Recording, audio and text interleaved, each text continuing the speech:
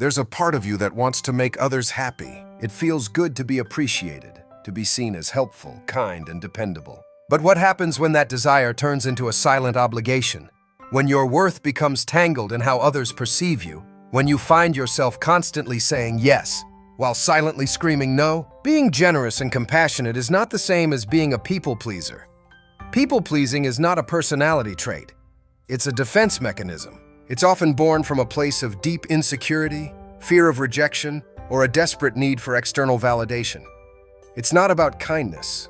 It's about survival. You've learned that keeping others happy is the safest way to be accepted, to avoid conflict, to feel valued. But underneath the surface, people-pleasing takes a toll on your identity, your relationships, your time, and your emotional well-being. One of the most revealing signs that you're a people-pleaser is the chronic fear of disappointing others.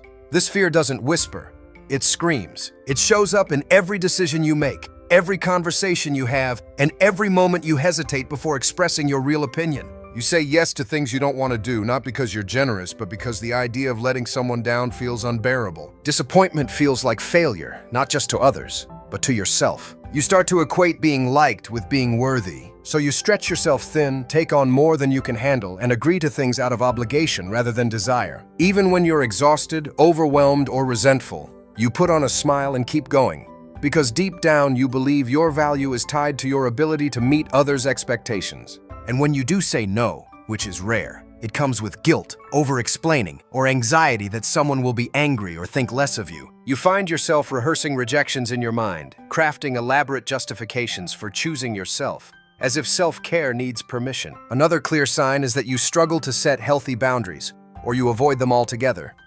Boundaries are not just about saying no, they're about defining what is acceptable for your life and energy. But when you're a people pleaser, boundaries feel like barriers to love. You fear that if you assert your needs, you'll be seen as selfish, rude, or difficult. So you tolerate disrespect, accept overcommitment, and allow others to take advantage of your kindness. You confuse being accommodating with being kind, forgetting that true kindness includes kindness to yourself. You silence your voice to keep the peace, but inside you feel the storm. You may find yourself constantly available to others, answering messages immediately, rearranging your schedule, or putting your plans on hold just to prove your loyalty. Over time, this leads to burnout, emotional fatigue, and even resentment toward the very people you're trying to please. You lose sight of where others end and you begin. You become so invested in maintaining harmony that you abandon your own priorities, dreams, and well-being. A third sign is that you base your self-worth on external approval. You chase validation like it's air, something essential for survival. Compliments feel like fuel, while criticism crushes you for days. Your mood, your confidence, your sense of self fluctuate depending on how others respond to you. When someone praises you, you feel capable and loved. When someone disapproves, even slightly, you spiral into self-doubt and guilt. You start altering your behavior, speech, even appearance to fit the expectations of those around you. You don't dress for yourself, you dress to impress. You don't share your honest opinions. You say what you think others want to hear. You become a master at reading the room, adjusting your identity to match what you think will gain approval. But in doing so, you lose touch with your authentic self. You become a collection of performances, tailored to please everyone except the person who matters most, you. This need for approval becomes a trap, and the more you chase it, the more distant you feel from your own truth. The fourth sign is that you avoid conflict at all costs. Even when you're clearly wronged, you hesitate to speak up. You tell yourself it's not worth the drama, or that you're being too sensitive, but deep down you're terrified of confrontation. The thought of someone being upset with you feels unbearable. So you sweep things under the rug, let offenses slide, and try to maintain a false sense of peace. You may replay scenarios in your head, wondering if you overreacted or misunderstood something, just to avoid the possibility of standing up for yourself. You often find yourself apologizing even when you did nothing wrong, just to smooth things over.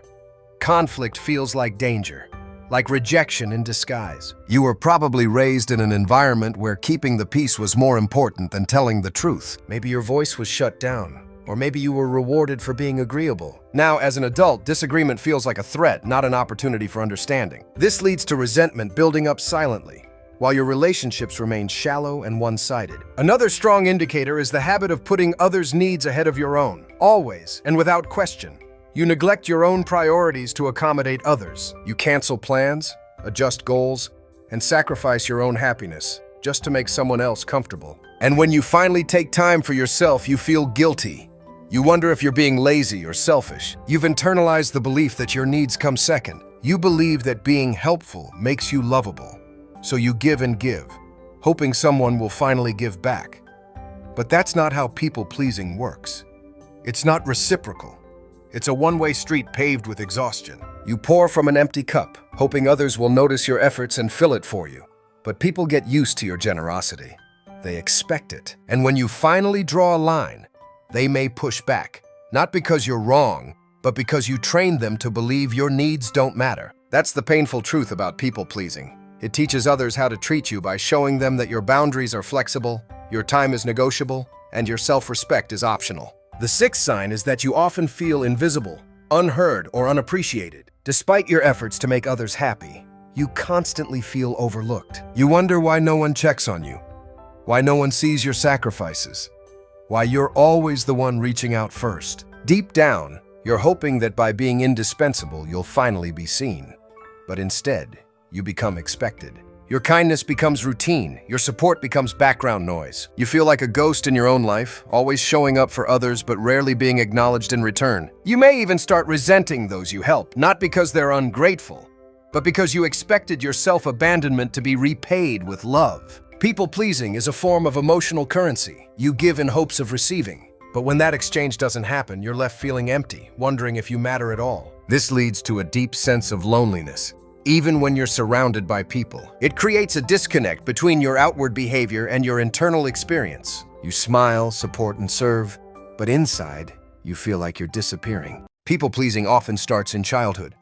Maybe you were praised for being the easy child, the one who never caused trouble. Maybe you were punished for speaking up or ignored when you expressed pain. You learned that love was conditional, that in order to be accepted, you had to suppress your needs, adjust your behavior, and keep others happy. As an adult, you carry that lesson into every aspect of your life. You seek approval from bosses, friends, partners, anyone who might validate your worth. You fear being disliked, rejected, or judged, so you put on a mask of constant agreeableness. But behind that mask is someone who is tired, frustrated, and unsure of who they really are. People-pleasers often don't know what they truly want because they've spent so long focusing on what others want from them. You may have lost touch with your own preferences, opinions, and dreams. And when you try to reconnect with them, you feel guilty, like you're doing something wrong just by choosing yourself.